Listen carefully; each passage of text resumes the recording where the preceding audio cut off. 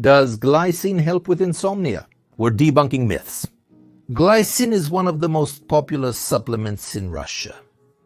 It's used by everyone and everywhere. Both doctors recommend it, and patients often ask for it in pharmacies.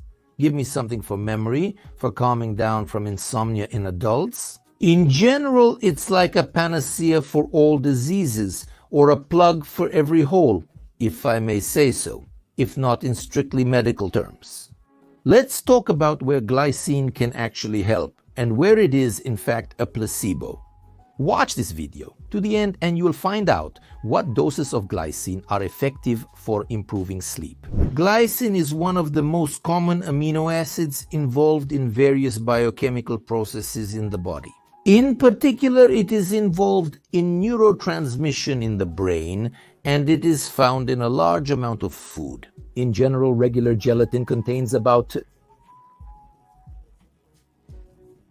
So whether we consume gelatin one way or another, it means we consume glycine. On average, an adult's daily consumption of glycine is about... We consume it with food. Moreover, it is synthesized in the brain because the small doses of glycine that we take with food do not penetrate the blood-brain barrier. And to ensure some neuromediator function, glycine is synthesized in the brain itself. That is, once again, it is some kind of constituent part of our life. At some point, doctors thought that if this substance is used to treat some diseases, it may well help. Well, because it is an extraordinarily important element of our organism. A huge amount of research has been conducted for the treatment of alcoholism, for improving memory, for improving some reparative processes. That is, in general, glycine was tried to be applied in many places. But I can say right away that one problem arose. Firstly, the dosages. The recommended ones are permissible. Well, but imagine, if we just consume it with food, how much does this addition improve the situation?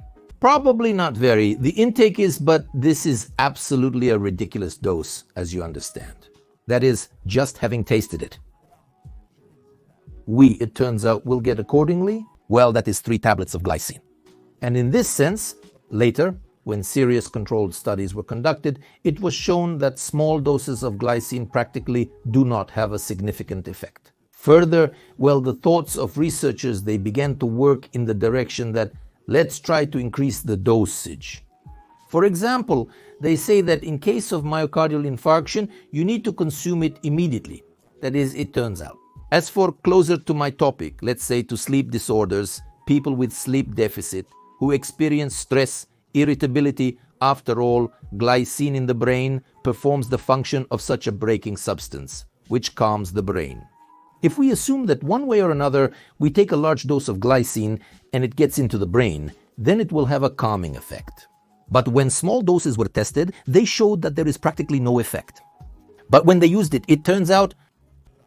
So, it has already been proven in double-blind studies that a person falls asleep faster, wakes up faster, experiences fewer problems with sleep deficit. That is, one way or another, it begins to beneficially affect the brain when a person consumes a sufficient dose of glycine. On the one hand, yes, small doses have not been proven to be effective, but large doses, yes, can indeed have certain, so to speak, positive effects, particularly in terms of improving sleep.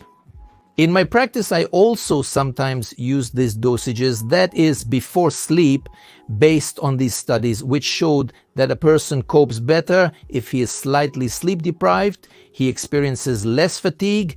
I really see a good clinical effect in my patients when used before sleep. If you or your loved ones are taking glycine and you feel the effect, like this video, and we will see by the number of likes how effective glycine is specifically for you. Generally, glycine is considered one of the safest drugs.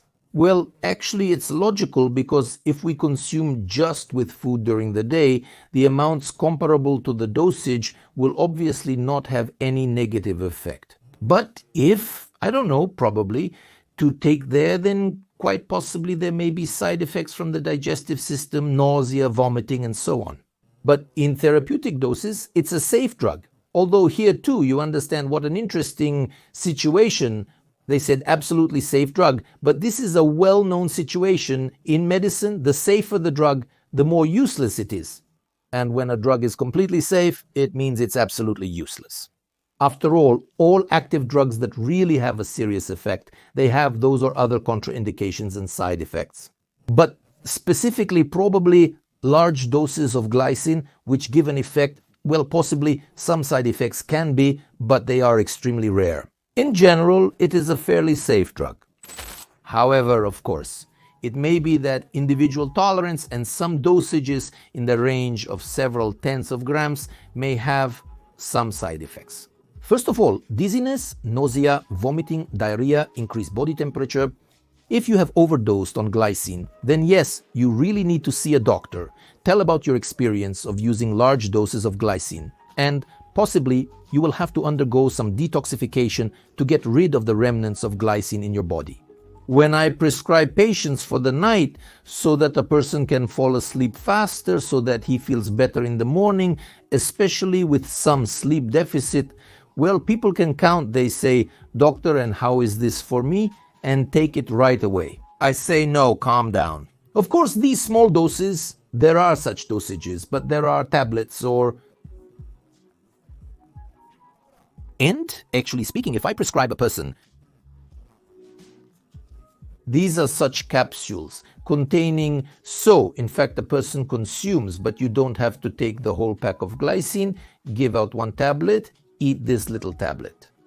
That is, in this sense, of course, large doses. They are just in tablets or capsules, which contain a large dose, and you need to consume only a couple, 3 of these capsules.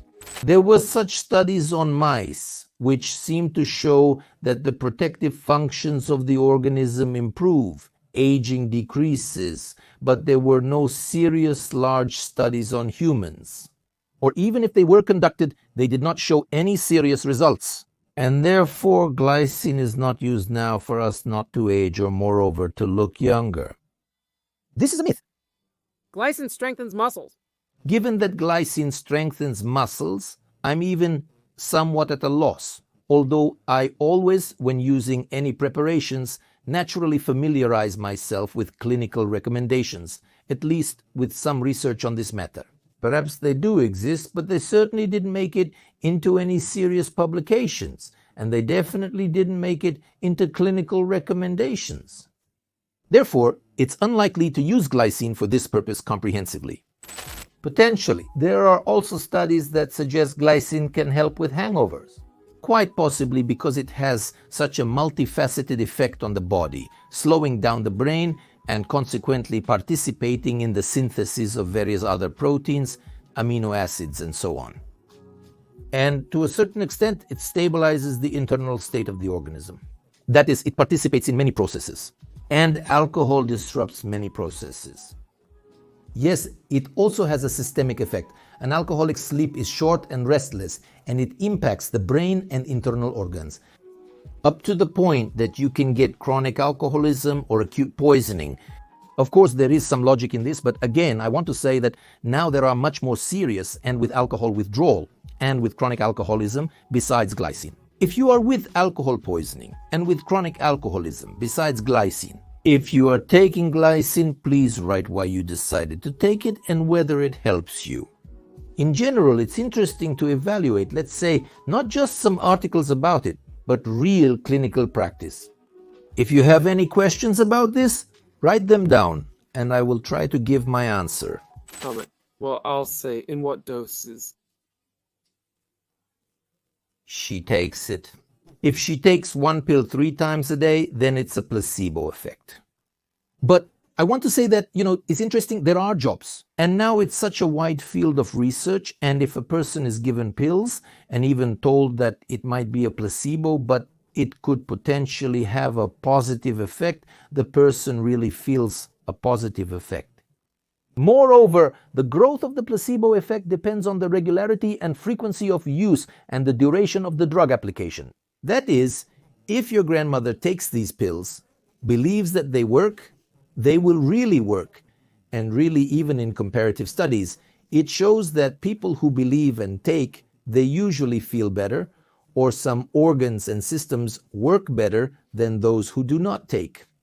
If your grandmother is doing well and continues taking her medications, let her continue. It likely won't worsen her condition. Of course, the use of various drugs, including glycine or more serious potent drugs, helps to cope with stress, insomnia, anxiety, and depression. But I will tell you that a healthy lifestyle and advice on stress management techniques, lifestyle, physical stress, and they are no worse and sometimes even better, allow you to cope with stress and insomnia. I recently wrote a book. It's called Stress and Insomnia: How to Break Out of the Vicious Circle, because stress triggers insomnia, and insomnia further increases susceptibility to stress. So there is a step-by-step instruction described there. As you apply these techniques, you will start to sleep significantly better.